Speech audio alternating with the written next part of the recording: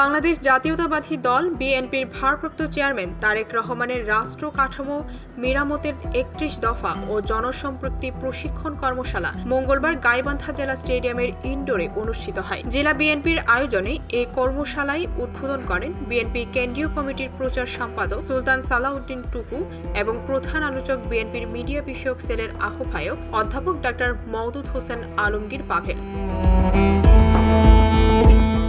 কর্মশালায় বক্তব্য রাখেন বিএনপি কেন্দ্রীয় নেতা সাবেক এমপি ব্যারিস্টার রুমিন ফারহানা, প্রফেসর মুর্শেদ হাসান খান, মীর মুহাম্মদ হেলাল উদ্দিন, ফারজানা শারমিন পুতুল, মোহাম্মদ আব্দুস সাত্তার পাটোয়ারি, ফজলুর রহমান খোকন, আনিসুজ্জামান খান বাবু, অধ্যাপক আমিনুল ইসলাম, জেলা বিএনপির সভাপতি অধ্যাপক ডক্টর মইনুল হাসান সাদিক, সাধারণ সম্পাদক মাহমুদুন নবী তিতুল। ডেস্ক রিপোর্ট, ভোরের পাতা।